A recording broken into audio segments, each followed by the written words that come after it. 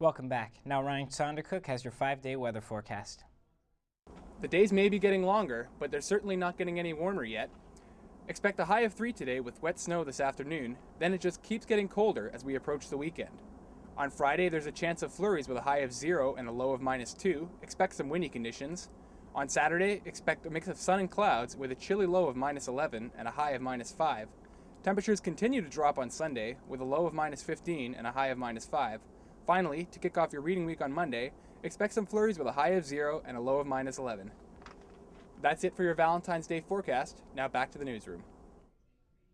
Thanks, Ryan. Oscar Pistorius, South African Olympic and Paralympic track star, has been charged with murder. Pistorius allegedly shot his girlfriend of 1 year 4 times after mistaking her for a burglar. Riva Steenkamp was a model and an actress. She was 30 years old. Pistorius is set to appear in court tomorrow. Today, as in Valentine's Day's past, Canadians across the country are marching in remembrance of missing and murdered women. In cities like Winnipeg, today's rallies are expected to block rush hour traffic as the Idle No More movement will also take part in the demonstration. Yesterday, the organization called Human Rights Watch accused some northern BC Mounties of assaulting Aboriginal women. Now community groups and Aboriginal leaders alike are echoing calls for a national inquiry into some 600 missing and murdered women in Canada. Senator Pamela Wallin is defending the travel expenses described as unusual by the Senator Conservative responsible for Senate spending.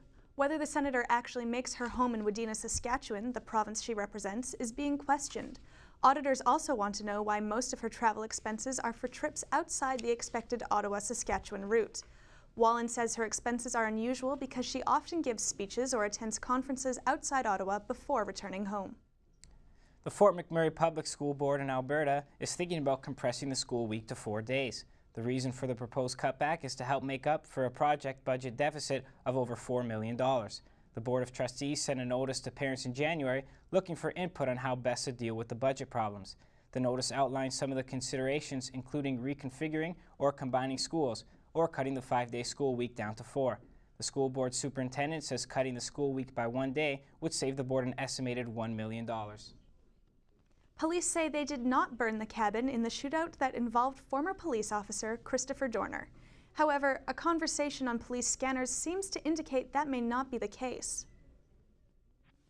All right, Steve, we're gonna go forward with the plan with the burner. Got it. I want it like we talked about.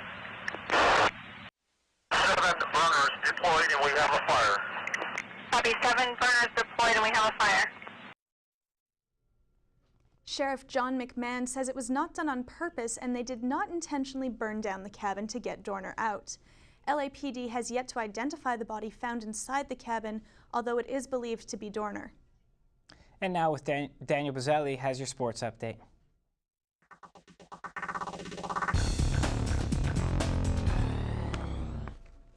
Here at Humber, both the men's and women's volleyball teams are celebrating wins last night in their final games of the season.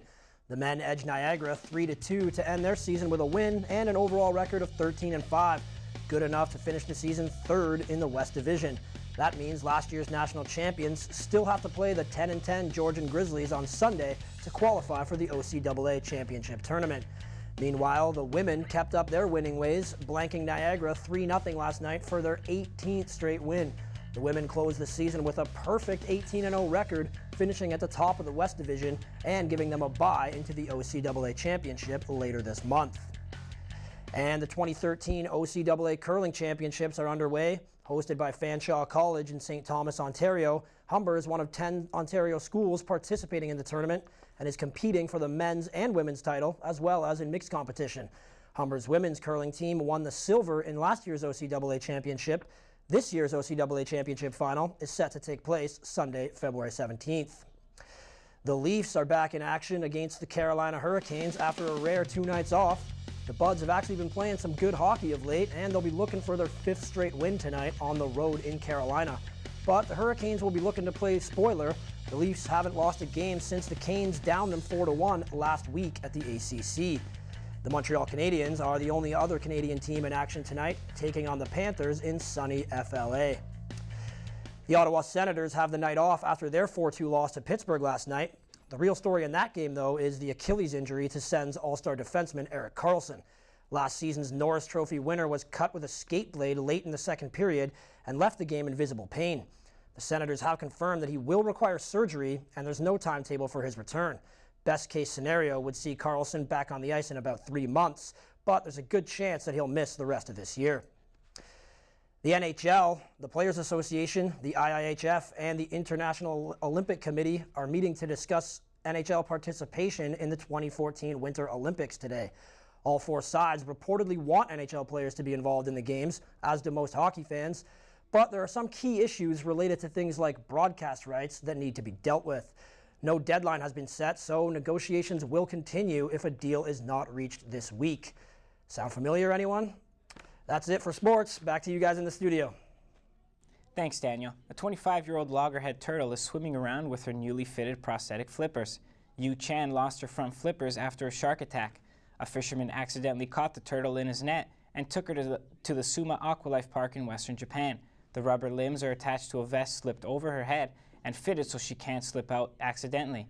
After 4 years, the aquarium curator says Yu's newest flippers seem the most promising, and she is swimming without a problem. That's all for Humber News today. Thanks for joining us. I'm Helen Surgener. And I'm Marco DeMeo. You can also catch us on YouTube. We'll see you next time.